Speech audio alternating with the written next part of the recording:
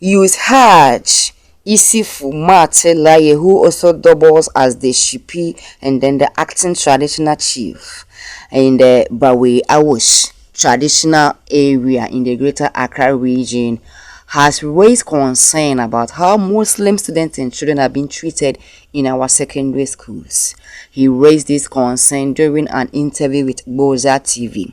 The traditional chief asserted that what is going on in our secondary schools, with some rules, are not favoring Muslim students to the point that they are deprived, they are prevented from performing Salah or even practicing their Muslim beliefs. He asserted that this is very bad and should be prevented as soon as possible before it escalates to something else. He also appealed to the government, the Attorney General, and then government secondary school officials to put proper rules and regulations in place which will favor every student and not being extremism.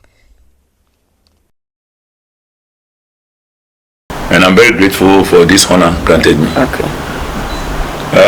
Education in Ghana has been in the system for a while. Okay. Before some of us were born, Okay. we came to join at a particular time. Okay. Education we have private schools, Okay. we have government schools, Okay. and we have government assisted schools, which I came to meet. Okay. For me, I started from private schools, Okay. so if I'll talk about that. Okay. Most of the private schools are owned by, let me say, Christians. So as we were in school, we go to worship Wednesdays. Sometimes they take some tokens from us. Okay. On those worship. Okay. While we married and we bear with them. From our primary level, we moved on to the secondary schools. Okay. As we speak now, there are a lot of government schools at the primary and the basic level that they compel all other people to follow the Christian worship. Okay. In their schools. Okay. Muslims have been quiet for all this while. Okay.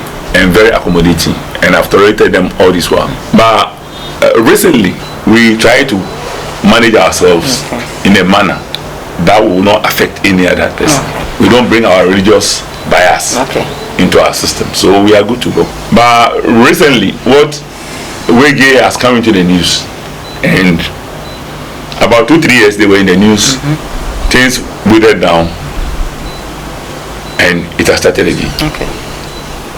And it has been very intense now. And I will put my blame on our current chief, Attorney General. Okay. That his doorstep is where I'll put my blame. He is in office for Ghana, not for Christians. He is being paid by the taxpayer, who is Ghanaians. Sure. Both traditionalists and Muslims, Christians, everybody. So he must be guided if he speaks. Okay. I believe he's a lawyer. He's a brilliant lawyer, but I believe this time around, I think it was not right for saying Christians have the right. Whereas he said that. He said what? He said the Christians have the right. Right to do what? To prevent Muslims from praying. Oh wow. That's what he said. Wow. And I was shocked. Because I have a very big respect for that man. Sure. And I was very shocked that he could go that length. Because if he's saying that Laryey is being run by the taxes of both all Ghanaians. So if you claim that they have the right to unilaterally prevent Muslims from praying, I think it raises eyebrows. Sure. And I believe it's an extremist form of thing. Okay. And a little bias. Okay. So as we are moving on, my major fear is about the Catholic Bishops conference. Okay. Their write-up, and then the other group.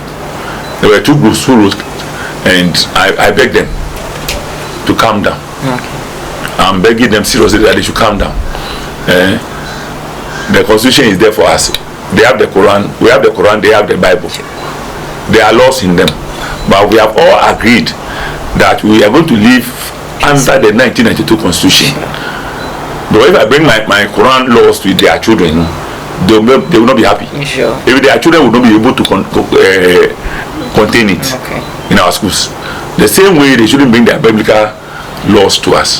Let's all live under the 1992 constitution, and we all live as one family for Ghana to progress.